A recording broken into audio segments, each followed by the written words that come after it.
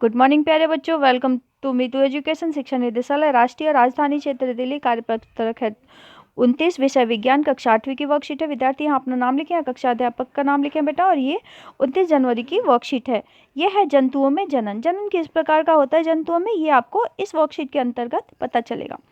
हम सभी जानते हैं कि हम अपने हम और हमारे भाई बहनों में कुछ लक्षण अपनी माता जी से और कुछ लक्षण अपने पिताजी से मिलते हैं। ऐसा क्यों होता है, इसको जानने के लिए हम निषेचन प्रक्रिया को समझते हैं। तो आइए बेटा हम समझते हैं कि ये निषेचन प्रक्रिया होती क्या है।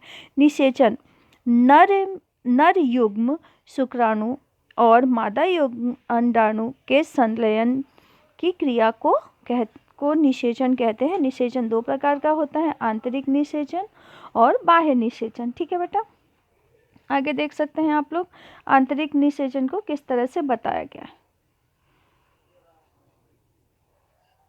देखो किस तरह से ये यहाँ पे दिखाया गया है। ये है मादा अंडाणु और ये है नर युग्म, ये शुक्राणु है। ठीक है, तो ये जो है ये शुक्राणु है और ये अंडाणु है। ठीक है बेटा, तो क्या होता है आंतरिक निषेचन? वह निषेचन क्रिया जिसमें नर्म युग्म व मादा युग्म का संलयन मादा के शरीर के अंदर होता है, आंतरिक निषेचन कहलाता है। उदाहरण के लिए गाय, मनुष्य, बिल्ली, कुत्ता, मुर्गी इत्यादि। बाह्य निषेचन वह निषेचन क्रिया जिसमें नर्म युग्म व मादा युग्मक का संलयन मादा शरीर के बाहर होता है, यह बाह्य निषेचन क्रिया कहलाता है। जैसे मेंढक, मछली, टोड इत्यादि। ठीक है, आगे देखें बेटा। अब हम इस प्रक्रम में जब नर और मादा एक साथ पानी में आते हैं तो मादा सैकड़ों अंडे देती है, जो कि एक जेली की परत से एक साथ और सुरक्षित रहते हैं। जैसे मादा अंडे देती है, उसी समय नर उन पर शुक्राणु छोड़ देते हैं। प्रत्येक शुक्राणु अपनी पूंछ की मदद से इधर उधर तैरते हैं। ठीक है बेटा, तो आगे आप लोग देख सकते हैं कि इधर उधर तैरते हैं। जैसे ही शुक्राणु अंडाणु के संपर्क में आते हैं, इसके फलस्वरूप निषेचन होता है। यहाँ निषेचन जल में होता है। ठीक है बेटा, और शरीर के बाहर तो यह सामान्यतः जलीय जंतुओं में ही होता है। ठीक है, देखो जैसे कि आपको ये दिखाया गया है, शुक्राणु छोड़ता हुआ नर, ठीक है, और अंडाणु देती हुई मादा। देखो इस तरह से ये छोड़ते हैं और ये इस तरह से होता है। ठीक है, आगे देखें आप लोग। क्या आपने परखनली शिशु के बारे में सुना है? क्या आप लोगों ने परखनली शिशु के बारे में सुना है बेटा? कुछ स्त्रियों में अंडवाहिनी अवरुद्ध होती है। ऐसी स्त्रियां शिशु उत्पन्न करने में असमर्थ होती हैं, क्योंकि निषेचन के लिए शुक्राणु मार्ग अवरुद्ध होने के कारण अंडाणु तक नहीं पहुंच पाते।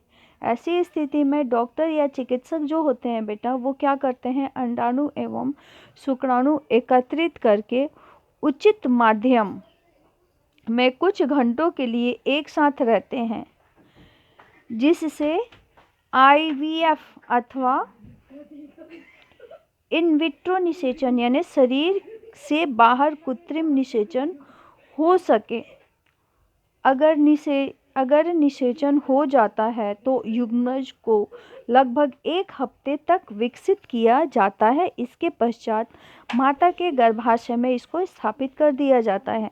माता के गर्भाशय में पूर्ण विकास होता है इसका, तथा शिशु का जन्म सामान्य शिशु की तरह ही होता है।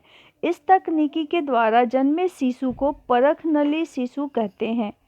यह एक मिथ्या है कि शिशु का विकास परख नली में नहीं होता। चलिए आगे देखते हैं बेटा। अब हम आगे इसके प्रश्नों को देखते हैं, है ना।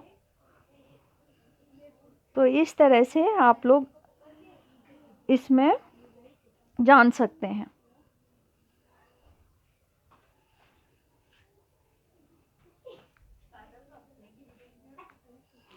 तो देखो इस तरह से ये अब आगे देखें आप लोग।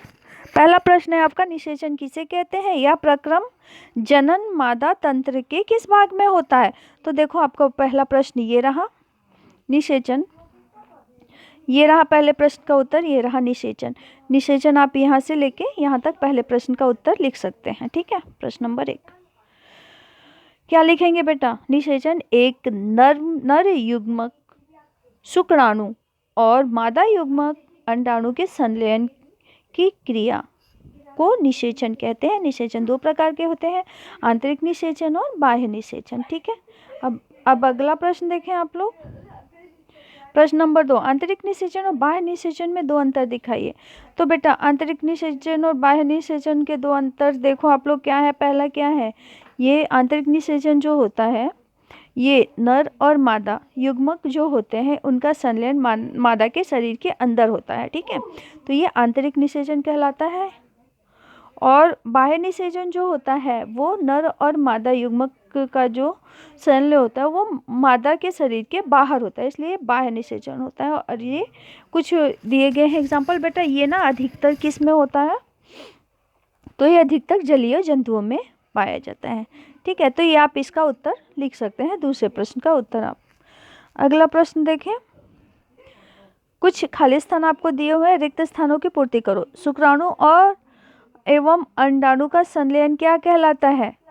तो शुक्राणु और अंडाणु का संलयन जो है वो कहलाता है बेटा निषेचन। क्या कहलाता है? तो आप यहाँ पे लिख सकते हैं, ये कहलाता है निषेचन।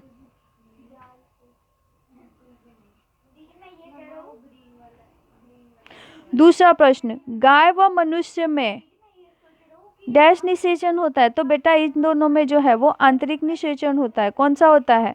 आंतरिक। ठीक है, गाय और मनुष्य में आंतरिक निषेचन होता है। बाह्य निषेचन डैश जंतुओं में होता है। तो बेटा ये जो बाह्य निषेचन है वो होता है जलीय जंतुओं में होता है। ठीक है बेटा, अगला प्रश्न देखें। अगला प्रश्न क्या है आपका? है IVF का पूरा नाम क्या है? तो IVF का पूरा नाम है, ये रहा आपका अगले, ये आप लिख सकते हैं। IVF का पूरा नाम है इन विट्रो निषेचन। ठीक है, क्या है? इन विट्रो निषेचन, इन विट्रो निषेचन। ठीक है, इसी के साथ ही आपकी वर्कशीट कंप्लीट होती है। पसंद आए तो प्लीज़ लाइक, शेयर और सब्सक्राइब करना ना भूलें। Thanks for watching.